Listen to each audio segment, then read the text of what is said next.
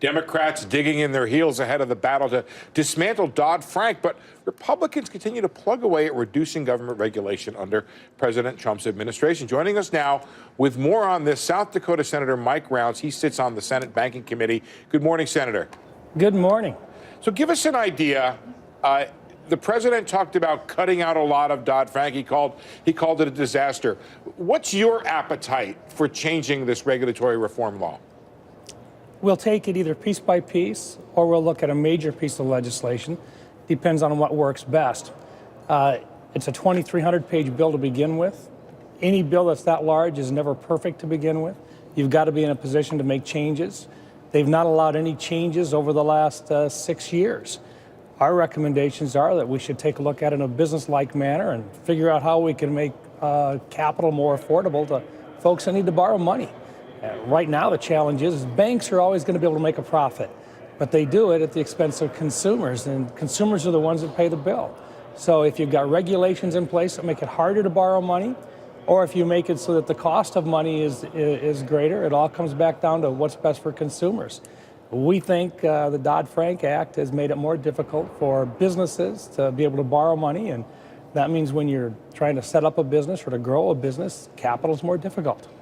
So, Senator, have you looked at the data? Because one of the things the supporters keep saying is, you know what?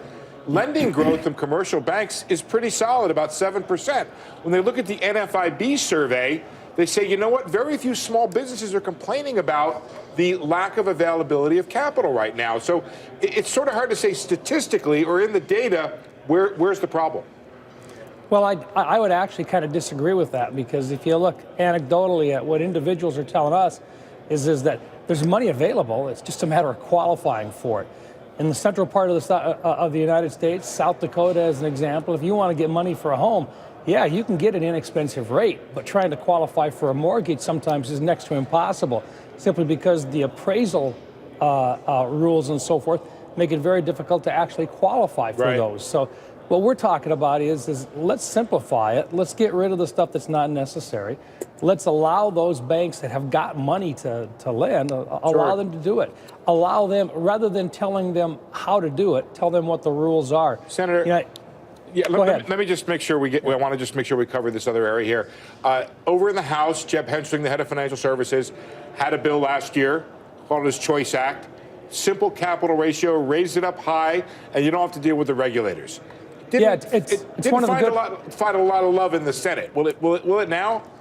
Well, I think that's one that we're going to take a hard look at, because he also wants to repeal the Volcker rule as part of it. But the idea that you actually go to a bank and say, look, here's a safe harbor. If you want to leave more capital within the bank, you can get rid of some of the regulatory excess that we've got out there. That's one option, and it's one that I think we'll take a hard look at. Yeah, it would be a lot simpler. Senator Michelle here. Other topic, kind of related, the border adjustment tax that Chairman Kevin Brady is talking about. You on board with it? Not at this time, no. Look, you're talking about anytime we're moving stuff back and forth across the border, and it impacts farmers and ranchers in one area where we want to have good export opportunities, but you're also talking about folks that are consuming in the United States that have benefited from the inexpensive imports.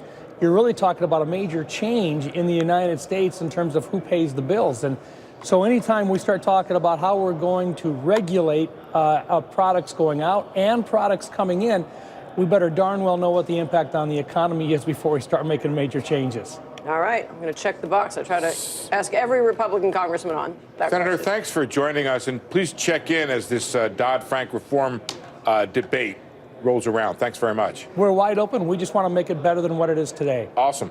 Great. Melissa? Thank you. All right, coming up.